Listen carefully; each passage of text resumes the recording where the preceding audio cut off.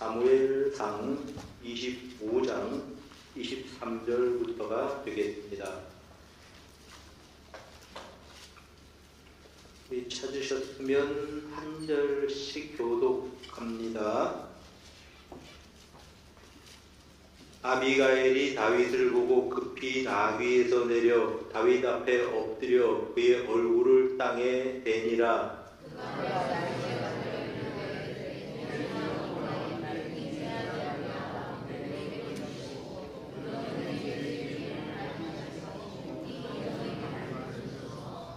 원하옵나니 내 주는 이 불량한 사람 나발을 개의치 마옵소서. 그의 이름이 그에게 적당하니 그의 이름이 나발이라. 그는 미련한 자니이다. 여종은 내 주께서 보내신 소년들을 보지 못하였나이다.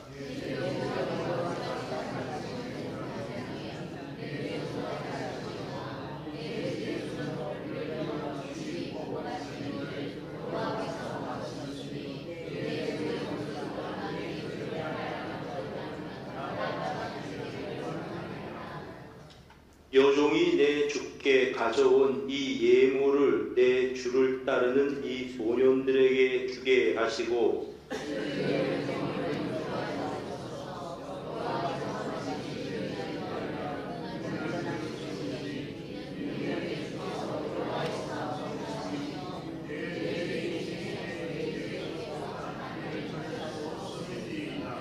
사람이 일어나서 내 주를 쫓아 내 주의 생명을 찾을지라도 내 주의 생명은 내 주의 하나님 여호와와 함께 생명싸개 속에 쌓였을 것이요 내 주의 원수들의 생명은 물매로 던지듯 여호와께서 그것을 던지시리이다.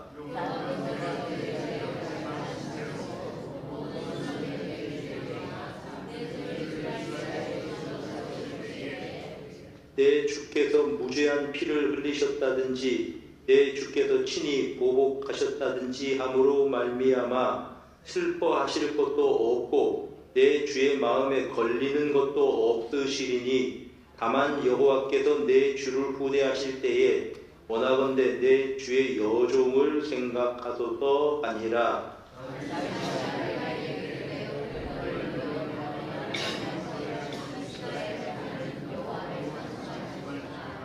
또 내 지혜를 칭찬할지며 또 내게 복이 있을지로다. 오늘 내가 피를 흘릴 것과 친히 복수하는 것을 내가 막았느니라.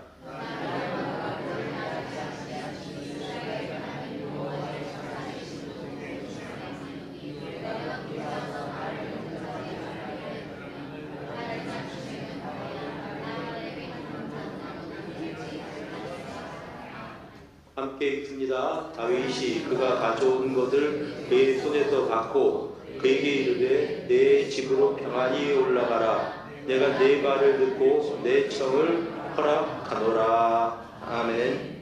오늘은 이제 화목한 사랑방을 만들려면 혹은 화목을 만드는 사람 혹은 화목한 사랑방 뭐 다 이렇게 제목을 이렇게 붙여도 되겠습니다. 사랑방은 말 그대로 사랑방에서 모이는 모임인데 서로 사랑하면서 모이는 모임입니다. 그런데 사람들이 모이다 보니까 때로는 갈등이 생겨납니다. 그럴 때에 이 갈등을 완화시키고 또 평온하게 만들 사람이 필요합니다. 중재자가 필요하다는 것이죠. 그런 지혜를 우리가 배워야 합니다. 오늘 성경에 보면 아비가엘이라고 하는 여자를 통해서 이 아비가엘이 가지고 있는 이 지혜, 혼난 사람을 마음을 풀어주고 잠잠하게 만들었던 그 지혜를 배움으로 말미암아 우리 사랑방이 평온하고 화목한 그런 사랑방 되기를 바랍니다. 우리 교회나 우리 가정이 이러한 가정이 되기를 축복합니다. 자, 이건 다윗이 피난 생활을 할 때 일어났었던 한 해프닝입니다. 다윗의 주변에는 사람들이 모여들었는데 모여든 사람들은 빚진 자, 마음이 억울한 자, 또 상처 입은 자들이 모여들었습니다. 한마디로 말하면 거친 사람들이 그 주변에 모여들었다고 하는 뜻입니다. 다윗의 주변에 모여들었던 사람들의 숫자가 무려 600이나 되었습니다. 그러면 여러분 이 600명이나 되는 사람들을 데리고 이제 피해 다니는 일도 보통 큰 일이 아니었지만은 제일 시급한 문제는 뭐였냐 하면 600이나 되는 사람들을 어떻게 먹이냐 하는 것이 큰 문제였습니다. 그래서 다윗이 갈멜이라고 하는 곳을 찾아가서 그곳에 거부가 살고 있었는데 그의 도움을 좀 받으려고 했습니다.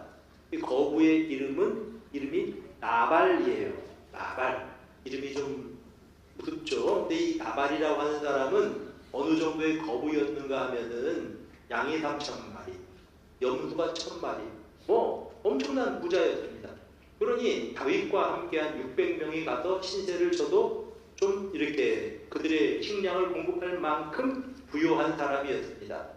다윗이 먼저 자기 사람들한테 엄하게 명령합니다. 너희들이 가면 나발의 양치는 사람들을 해코지하지 말아라. 억지로 빼앗지 말아라. 그들을 보호해주고 지켜주어라. 혹시 주변에서 나발의 재단을 해하려고 하는 강도, 도적들이 오면 좀 그들을 보호해 주어라. 자기 아랫사람들을 분부를 해 놓았습니다. 그리고 이제 시간이 흘러서 나발이 양털 깎는 날이 되었습니다. 여러분, 유목민들에게 있어서 양털 깎는 날은요, 우리 농사 짓는 사람들이 볼 때는 추수날입니다.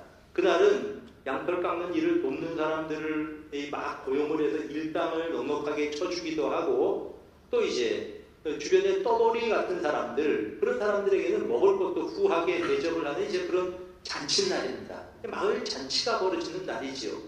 그날을 기해서 다윗이 사람들을 나발에게 보냅니다.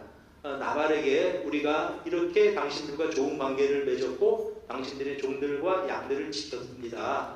바라기는 우리가 이 좋은 날 굶주린 우리 무리들이 있는데 이들에게 좀 먹을 거를 좀 주십사 하고 부탁을 했습니다. 자, 그런데 이 나발이 인색한 사람입니다.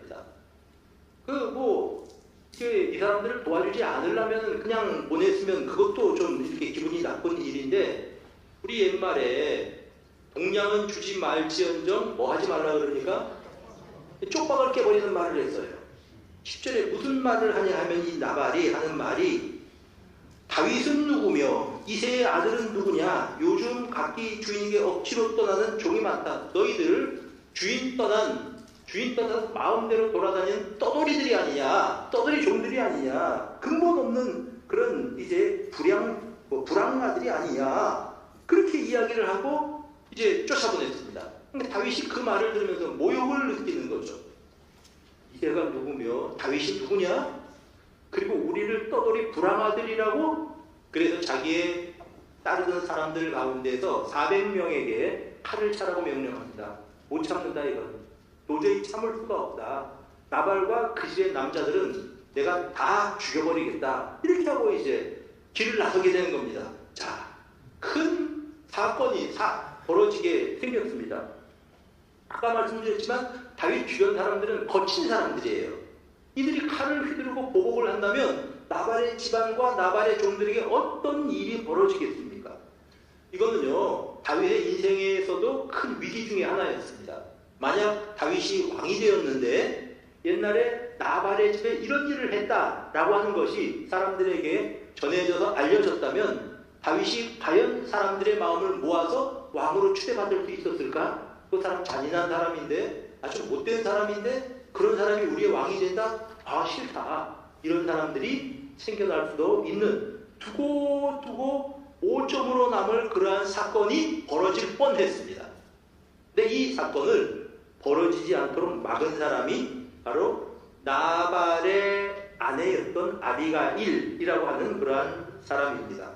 그가 어떻게 이 성난 무리들, 특히 성난 다윗을 이렇게 가라앉혀서 잠잠하게 만들어서 평화롭게 만들었는지 생각해보고, 우리가 주변에 갈등이 있을 때, 다락방에 문제가 있을 때 어떻게 하면 되겠구나 라고 하는 지혜를 얻게 되기를 바랍니다. 첫째로 제일 중요한 건데, 그 다윗과 그 무리에게 먹을 것을 제공합니다. 여러분 배고픈 사람한테는 일단 먹이고 보는 겁니다. 자, 아비가일이 준비한 게 무엇입니까? 18절에 그 소식을 듣고 한 일이 떡 200덩이와 포도주 2가죽부대와 이제 잡아 준비한 양 5마리, 볶은 곡식 5새와 겉포도 100송이, 하여간 많은 양들, 뭐 이게 어느 정도 되는지 쌓아놔 보아야 알 것 같습니다. 다시 말하면 다윗과 그 무리들이 충분히 먹을 만큼 넉넉한 음식을 준비해서 나귀에 싣고, 나귀들도 한두 마리가 아니겠죠. 종들을 이끌고 다윗이 오는 그 길목에서 다윗을 기다리는 겁니다. 왜냐하면 그것을 다윗과 그 무리들에게 먹이기 위해서 그렇게 한 것입니다. 여러분, 잠언 21장 14절에 뭐라고 말씀을 하시냐 하면, 은밀한 선물은 분노를 쉬게 하고 또한 품의 뇌물은 맹렬한 분을 그치게 하느니라. 은밀한 선물은 노를 쉬게 한대요. 다윗의 노를 쉬게 하기 위해서 먹을 음식을 잔뜩 준비해서 이제 그를 맞이한 겁니다. 여러분, 광야가 틀어졌을 때 제일 쉽게 할 수 있는 방법 중에 하나가 같이 식사하는 겁니다. 사람을 알아볼 때 제일 그 사람이 어떤 사람인지 알아볼 수 있는 방법은요, 같이 밥 먹어보면 알아요. 밥 먹어보면 그 사람이 어떤 사람인지 대략 파악이 됩니다. 근데 이제 여기서는 이 그를 식사를 같이 할 수 있는 것이 노를 그치는 방법 중에 하나라고 말씀하고 있습니다. 그러니 여러분, 이제 사랑방에서 서로 음식을 나눠 먹는 그런 따뜻한 교제가 있었으면 좋겠습니다. 어떤 경영인은요, 거래를 할 때 꼭 식후에 어떤 거래 상담을 한다고 합니다. 그러면 사람들이 이제 배가 고플 때는 날카로워진대요. 사람들이 대부분 그렇답니다. 배가 고프면 날카로워지잖아요. 그러니까 어떤 이야기가 잘 풀리지를 않는데요. 밥 먹으면서 이야기를 하면은 좀 껄끄러운 이야기들도 생각보다 잘 풀리는 데가 많다고 합니다. 그래서 그분은 경영자 중에 어떤 사람은, 내가 경영 비결 중에 하나는 꼭 밥 잘 먹이는 거다. 밥 먹이고 우리는 사업 이야기를 한다. 그렇게 이야기를 하는 사람도 있습니다. 두 번째 방법이 뭐냐 하면 공손한 태도와 말을 주고받는 사람이 되어야 된다라는 것입니다. 자, 23절, 24절을 보세요. 아비가일이 다윗을 보고 급히 내려서 얼굴을 땅에 대고 절을 하는 겁니다. 그러니까 이게 무엇입니까? 공손한 태도죠. 24절, 다윗의 말에 엎드려 이르되 내 주여. 겸손한 태도죠. 상대를 높여주는 겁니다. 내 주여, 원하건대 이 죄악을 나 곧 내게로 돌리시고 여종에게 주의 귀에 말하게 하시고 이 여종의 말을 들으소서. 겸손한 태도지요. 여러분, 사람이 화를 낼 때 부드럽게 대답하고 온유하게 대답하는 것, 이것이 분을 가라앉히는 방법입니다. 잠언 15장 1절에는 유순한 대답은 분노를 쉬게 하여도 과격한 말은 노를 격동하느니라. 여러분, 상대가 화가 났을 때 좋아, 나는 입이 없는 줄 알고 한번 같이 해보자 그러면 이제 싸움이 나는 거죠. 유순한 대답은 어떻게 한다고요? 유순한 대답은 분노를 쉬게 한다. 사랑하는 여러분, 유순하게 대답하십시오. 그러면 상대가 화가 났을 때 화난 것을 잘 가라앉힐 수 있다고 하는 것입니다. 이런 사람이 온유한 사람입니다. 온유한 사람은 복이 있나니 그들이 하나님의 아들이라 일컬음을 받을 것이며, 온유한 사람, 유순한 대답의 사람이 되시기를 주님의 이름으로 축복합니다. 말이 중요해요. 말에 보면 그 사람의 인격이 드러납니다. 이 사람의 교양이 드러나고 신앙이 드러나는 척도가 바로 말입니다. 그래서 우리가 사랑방을 이제 운영해 가면서 우리가 부드러운 말, 그런 말을 하는 여러분들이 되시기를 바랍니다. 그냥 말하면서 막 화를 있는 대로 다져놓고 이런 얘기하는 사람이 난 제일 싫어요. 난 뒤끝이 없어. 아니, 자기만 뒤끝이 없으면 됩니까? 남들은 그 얘기 듣고 다 기분 나빠가지고 상처를 입고 있는데 자기만 뒤끝이 없대 얘기 다 해놓고. 그게 아니고 내 말을 부드럽게 할 줄 아는 온유한 사람들이 되시기를 주님의 이름으로 축복합니다. 아비가일은 참 아름다운 여인인데 무엇이 아름다운가 하면 마음이 아름다운 여인입니다. 베드로전서 3장 3절 4절에는 너희 단장은 머리를 꾸미고 금을 차고 아름다운 옷을 입는 외모로 하지 말고, 여자분들에게 하는 얘기예요. 외모로 하지 말고 오직 마음속에 숨은 사람을 온유하고 안정한 심령에 썩지 아니할 것으로 해라. 너희 마음을 온유하게 단장해라. 사랑하는 여러분, 우리가 내 내면을 아름답게 단장하는 우리 성도님들이 되시기를 주님의 이름으로 축복합니다. 세 번째 방법은 뭐냐면요, 대화의 방법이 문제를 4개의 원인을 돌립니다. 24절, 이 죄악을 곧 4개로 돌리시고, 이렇게 말하지요. 여러분, 겸손하게 사과하면서 4개 돌리시고, 이 잘못을 4개 돌리시고. 여러분, 우리가 사랑방을 운영하면서 왜 이렇게 문제가 생길까? 방장 때문이야, 이렇게 이야기하죠. 또 누구는 부방장 때문이야, 누구는 아무개 때문이야, 아무개 때문이야, 그렇게 이야기를 합니다. 그러면 해결책이 생기지를 않아요. 그 모든 것들이 나 때문이다 생각하는 태도가 중요합니다. 여러분, 천주교 일이지만은 내 탓이요 운동이 있잖아요. 내 탓이요, 내 탓이요, 다 이 부족한 내 탓이로소이다. 뭐 이러면서 이제 가슴을 펑펑 치고 뭐 이제 이렇게 기사 순서 가운데 그런 게 있는데, 여러분 그렇습니다. 내 탓이다, 내 잘못 때문이다. 항상 저 사람 때문에 잘못됐고, 저쪽 땅 때문에 잘못됐고, 진보 때문에 잘못됐고, 보수 때문에 잘못됐고, 그러면 사회 문제가 해결이 안 되는 겁니다. 내 탓이다, 내 탓이다. 사랑하는 성도 여러분, 내 탓이라고 생각하고 문제를 끌어안는 사람은 십자가를 짓는 사람입니다. 그 사람은 세상을 온유하고 화평하게 만드는 사람인 것입니다. 그런 성도님들이 되시기를 주님의 이름으로 축복합니다. 네 번째로 비결이 축복의 말을 하는 겁니다. 18절 보세요. 여호와께서 쭉 보면 이렇게 말하죠. 여호와께서 반드시 내 주를 위하여 든든한 집을 세우실 것입니다. 주는 여호와의 싸움을 싸우고 계시기 때문에 그렇습니다. 축복의 말이죠. 29절에 역시 축복의 말을 합니다. 사람이 일어나 내 주를 쫓아 내 주의 생명을 찾을지라도 내 주의 생명은 내 주의 하나님 여호와와 함께 생명싸개 속에 쌓였을 것이다.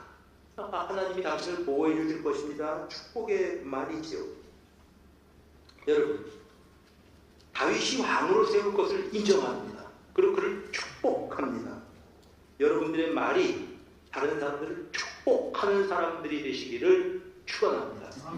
아브라함에게 주신 이 하나님의 약속이 무엇입니까? 너를 축복하면 나도 그 사람 축복하겠다. 너를 저주하는 사람은 내가 그를 저주하겠다. 여러분 주변의 사람들이 아브라함 같은 사람일지 누가 압니까? 그 사람을 축복하면 하나님이 여러분들 축복하신다. 그래서 우리 성도님들이 믿음으로 남들을 축복하는 여러분들이 되시기를 바랍니다. 목회자를 축복하시고 정치 지도자들을 축복하는 사람들이 되시기를 바랍니다. 로마서 12장 14절 너희를 핍박하는 자를 축복하라. 축복하고 저주하지 마라. 핍박하는 사람들 축복하랍니다. 그리고 그가 하는 말이 31절 이렇게 하는 이유가 있습니다. 내 주께서 무지한 피를 흘리셨다든지 내 주께서 친히 보수하셨다든지 함을 인하여 슬퍼하실 것도 없고 주의 마음에 걸리는 것도 없을 것입니다. 자, 그 말이 참 지혜로운 말이죠. 당신이 칼을 가지고 복수를 하면 마음이야 시원하겠지요. 그러나 결국은 당신이 두고두고 후회할 일입니다. 그 이야기입니다. 마음에 걸리는 일이 생각나실 것입니다. 그러니까 지금 잠깐 멈추어 서십시오. 상대방의 분노를 누그러뜨리는 아주 지혜로운 말이죠.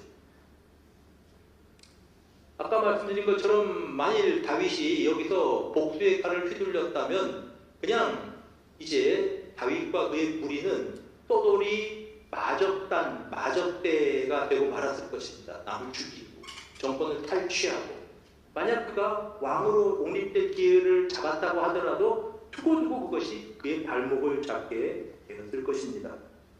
사랑하는 여러분, 우리가 후회할 일은 하지를 말아야죠. 하나님께 맡기시기를 바랍니다.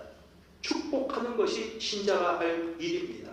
다윗이 사울을 죽일 기회가 2번이나 있었지만 그의 생명을 살려주고 이제 하나님의 손에 그것을 맡겼습니다. 복수하는 것은 하나님께 있는 것입니다. 그래서 우리는 사람을 미워하고 복수할 수 있는 권리를 가지고 있는 사람들이 아니고 사람들을 사랑하고 축복할 의무를 가지고 살아가는 게 신자들이다. 이렇게 생각하시기를 바랍니다. 내가 미워하는 당사자도 하나님의 형상입니다. 내가 복수하고 싶은 그 사람도 하나님의 사람입니다. 로마서 12장 19절 20절 말씀, 내 사랑하는 자들아 너희가 친히 원수를 갚지 말고 진노하심에 맡기라. 누구 진노입니까? 하나님의 진노죠. 기록되었을 때 원수 갚는 것은 내게 있으니 내가 갚으리라고 주께서 말씀하시니라. 하나님께서 갚으시네요. 이게 무서운 말씀입니다. 이 원수가 줄이거든 먹이고 목마르거든 마시우라. 그리함으로 내가 숯불을 그 위에 쌓는 것이다. 하나님이 그냥 두지 않으시겠다는 겁니다. 하나님은 이렇게 보고 계시다가 결국은 하도 악하게 하고 교회를 무너뜨리고 그런 사람들이 있으면 그냥 내버려두지 않으시거든요. 하나님이 직접 치시는 거예요. 그러니까 이제 우리가 이런 부분들을 생각을 하면서 하나님께서 할 일을 내가 맡겨서 내가 뭐 그 사람을 어떻게 한다, 내가 그 사람을 뭐 이렇게 이제 복수한다, 그렇게 하지 말라는 겁니다.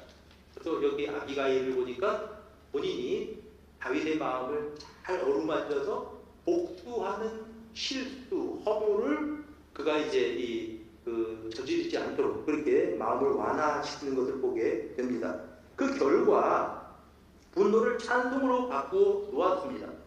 32절 보세요. 뭐라고 이야기했냐 하면은 다윗이 아비가일에게 이르되 오늘 너를 보내 나를 영접하게 하신 이스라엘 하나님 여호와를 찬송할지로다. 분노로 복수하겠다고 나온 이 다윗이 하나님을 찬송하고 있습니다. 분노를 찬송으로 바꾸어 버렸습니다. 무서운 살육의 장을 찬송으로 바꾸어 놓은 사람이 아비가일입니다. 얼마나 지혜롭습니까? 사랑방은 분노를 찬송으로 바꾸는 곳입니다. 화평케 하는 자는 복이 있습니다. 화평케 하는 곳으로 만드는 것이 사랑방입니다. 사람들을 분리시키고 미워하게 만들고 또 나누는 일은 사탄의 일입니다. 사탄의 이름이 디아볼로스라고 하는데 그 무슨 뜻인가? 참소하는 자라고 하는 뜻입니다. 여기서 참소하고 저기서 참소하고 여기 저래서 저렇고 저기서 저렇고 사탄의 성품이다 라는 것입니다. 우리가 잘 생각을 해야 합니다. 이 얘기를 좀 할까 말까 생각을 하다 좀 하나 이제 높아심에서 이야기를 합니다. 최근에 어떤 교회가 이제 막 언론상에도 나오고 뭐 이제 인터넷상에도 나도 뭐 시끄러운 교회가 하나 있습니다. 뭐 언론 목사님이 어떻게 해서 분리개척을 하는데 돈을 뭐 얼마를 달라고 했다는 등 이게 막 이런 얘기들이 떠돌아요. 근데 어떤 목사님이 그 사건을 두고 설교를 할 때 이런 설교를 했대요. 나는 그 사람들이 교회 내에 있는 적그리스도라고 생각을 합니다. 그러니까 오해하지 마세요. 내가 그 일을 잘했다고 하는 거 아니에요, 오늘 목사님이. 근데 설교 시간에 저 얘기를 하는 게 맞나? 왜 저 얘기를 하지, 설교 시간에? 그 사람이 적그리스도라고 말할 때 그 사람이 간단해서 적그리스도라고 정죄할 수 있나? 이런 생각이 들었습니다. 그러면서 마음이 좀 석연치가 않았어요. 그런 일들이 없어야 되는 거죠. 그러나 이제 그렇게 강단해서 말하는 게 맞나? 이런 생각이 또 들더라고요. 어떤 목사님이 설교를 듣는데 큰 교회 목사님입니다. 그리고 뭐 저보다 이제 이 신학교 후배기도 해요. 총신 후배기도 한데 교회를 크게 하는 분인데 이분이 보면 참 내가 못마땅한 게 하나 있어요. 그런 얘기 잘 안 하는데 그냥 오늘 좀 그런 생각이 들었네요. 꼭 보면 다른 사람들의 신앙이나 다른 교회에 대해서 비판을 하는 거죠. 자, 그러면서 이런 설교를 합니다. 11조 때문에 어떤 사람이 참 마음에 상처를 입었다 그러고 나를 찾아왔습니다. 찾아올 수 있죠. 다른 교인이. 그러면서 우리 경내에 분당에 있는 어떤 교회에서 나를 찾아왔는데 너무 마음이 아팠습니다. 아플 수 있어요, 그건. 거기까지는 이해를 해요. 근데 그 얘기를 왜 설교 시간에 하냐는 말입니다. 물론 그 목사님이 잘했다는 거 아니에요? 그 11조 때문에 얘기했다는 사람이. 근데 그 얘기를 갖다 성도들에게서 뭘 어쩌자는 거지? 우리 교회는 좋은 교회인데 다른 교회는 잘못한다는 얘기인가? 이게 도대체 뭐 하자는 얘기야? 저는 그런 얘기를 들으면 사실은 그런 얘기를 잘 안 하지만 교회 개혁이라는 이름으로 막 여과 없이 설교 시간에 이것들을 쏟아 부을 때 생기는 부작용들을 좀 생각을 했으면 좋겠습니다.